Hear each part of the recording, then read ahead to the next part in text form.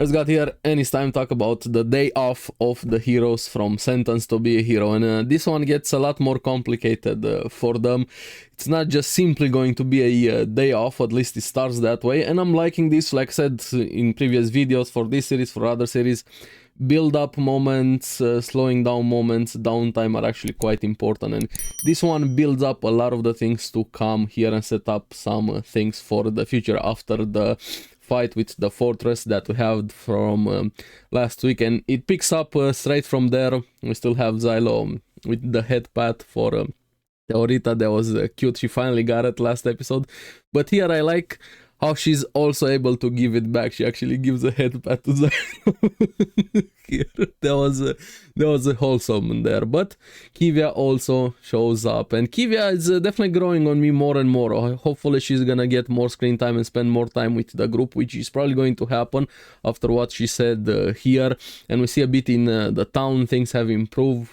Product, merchant, the town is kind of coming back alive after they kill the demon, but also see things being set up, the assassins making movements with the weapons and so on, and we're gonna get to those assassins here. And apparently Xylo's group was allotted, that was the actual word used, to Kivia, under control, and it seems opinions are changing on what to do with Teorita, thanks to their exploits, with how many they have killed, what they have done so far, but it's still split and her fate kind of hangs in the balance, so to say there. And I like how Xylo, okay, but if you want me to keep protecting Teorita, like Kivia said, kind of need a day off. And she said, yeah, that was the plan all along, but this day off is gonna get a lot more complicated. And even she's like, you're assigned to protect Teorita in the city, and Xylo perfectly said it.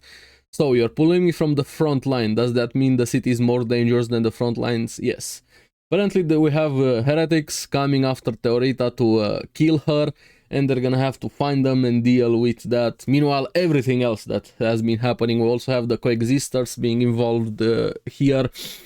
And then we have this guy bursting into the room, and we finally get to meet one of the other heroes, Jace. And he's definitely a brat. Very smug, very proud of himself. He's there to banter with Xylo and kind of take his winning from the bet of who killed more demon lords. He won. Technically, he won there. He brags about it. Then we find out more things from Xylo about him.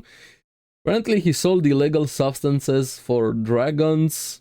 So that kind of got me thinking. He's a drug dealer for dragons, and we're gonna get into what he does with dragons later in the video here. He also started an insurrection to free the dragons. He was from a noble family. Dragons really love him, probably more than you're thinking. So yeah, he kind of has a reputation there, to say the least. Joyce rising there, but we're gonna have to see. I kind of like him, and I like his relationship with Xylo. But what was funny, we're gonna talk more about Jace.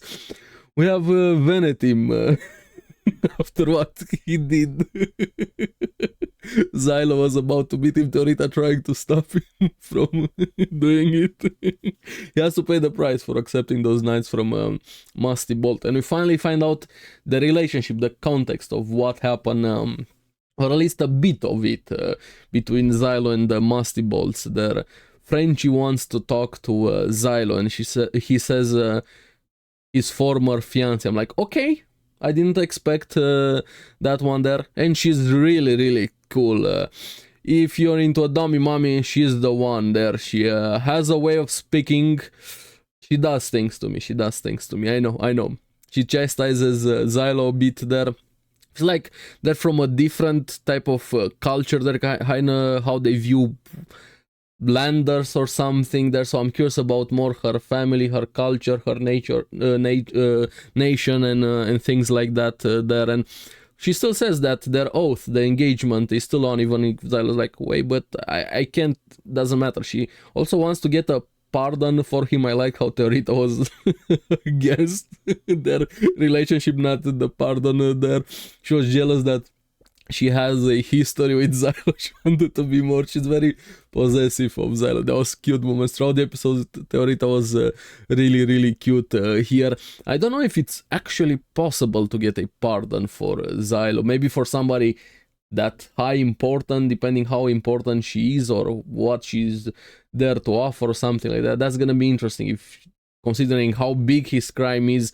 I don't know if it's possible here, but definitely brings something else to the table, to say the least. But she also has another goal.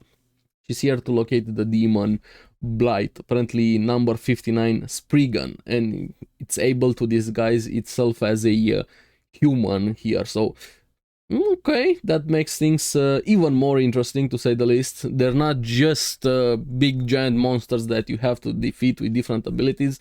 This one poses a different kind of challenge, and I'm liking this.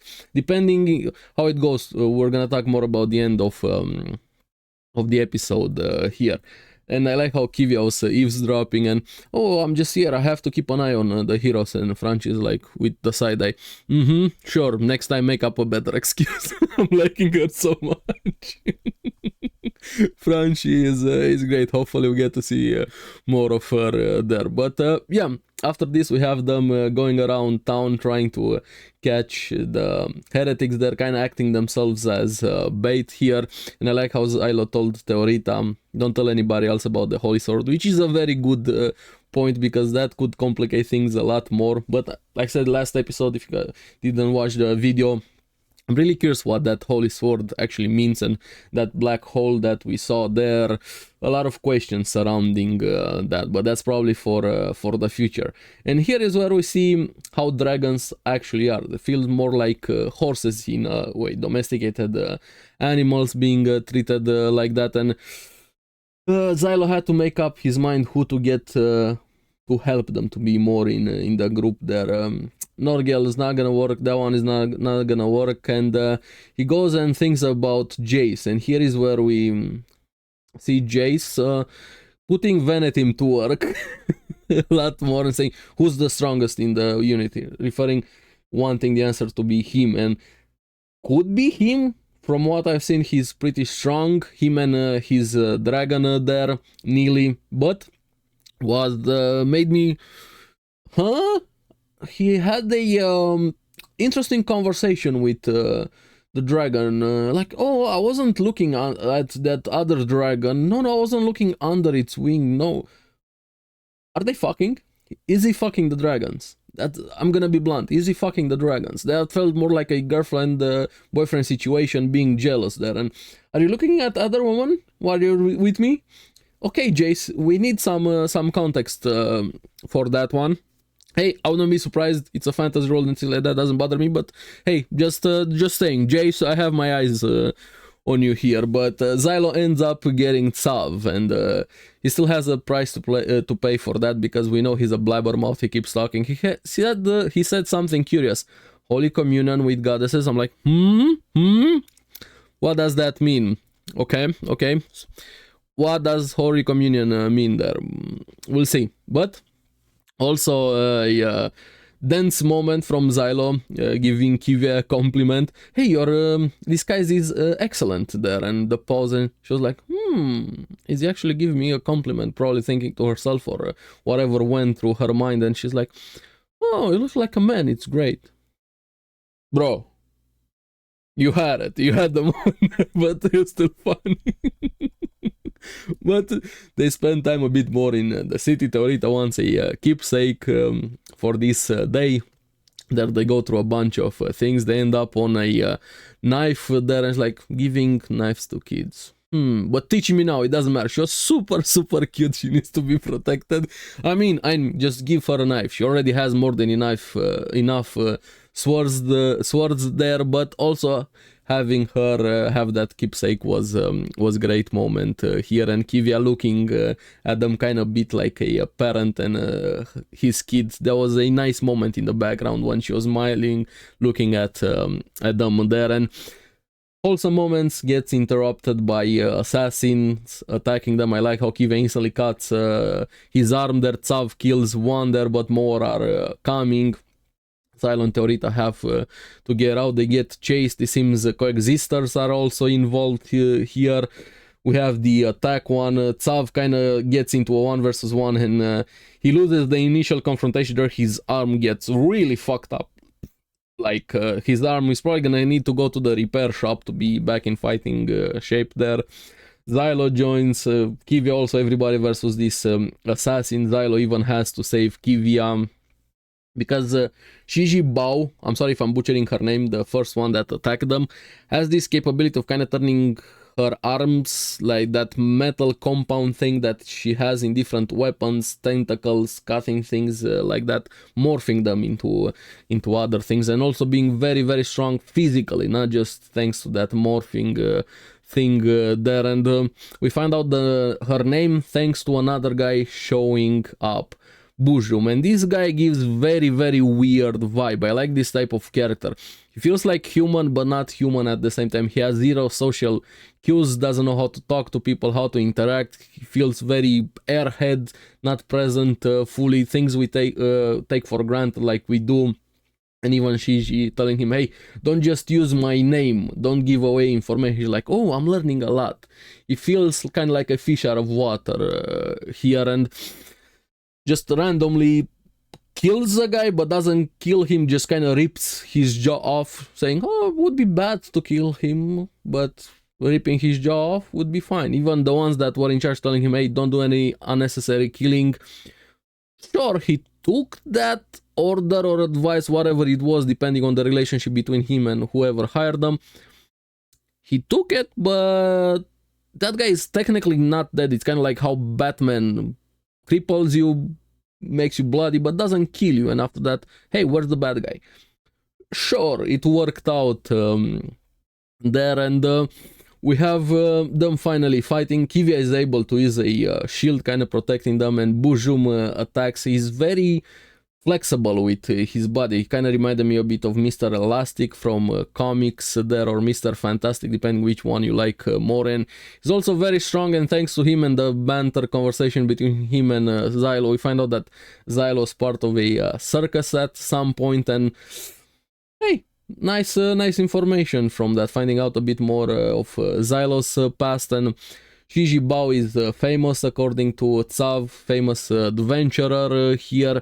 But what I liked was the information that Theorita and goddesses in general can't really attack humans. We knew that beforehand, but they kind of have this physical reaction also to them. And she was willing to fight against them if it meant protecting Xylo and the others here, but Xylo still wants to protect her from even making that choice. So not just protecting her physically, but protecting her mentally also, which I really like that moment quite a lot. But she felt something was off, and we're gonna get into that because before things can advance further with the fight, they get interrupted by this blast of fire here, and Jace is there blasting the NPC ones from the villains get blasted with fires. And apparently Bojum withstood the flames of a dragon, saying he doesn't have enough blood this time, so he's gonna retreat. So probably gonna see more of them here, but here is where we get the continuation with Xylo asking her, what did you feel of Theorita, and saying she felt very little hesitation in attacking Bojum. So could he be the Spriggan, or is he something else? Now, I don't know if he is the Spriggan. I'm kind of leaning more towards he's probably not the Spriggan. I have a feeling he's something else. That, at least that's the vibe I got from him. I could be totally wrong, but would be interesting if maybe we also have something else, and maybe them having to figure out who the Spriggan is after this. But hey, if he's the Spriggan, I have a lot of questions about that also. Why is he working simply with the heretics? Sure, get rid of the goddess. I understand that at face value here, but did they communicate? Did they make this plan together? Was it the build-up they had when some others can also communicate with the demon blight, the fairies talking here? So I have a lot of questions depending which way they go with this character. Is he Spriggan or is he not? Both ways could be very interesting here, and I'm liking that sort of character that Bojum portrayed there. But yes, this episode was really good, building up things, character interactions, moments there, and build up. And we also got to meet Jace, which I have a lot of questions about his relationship with dragons.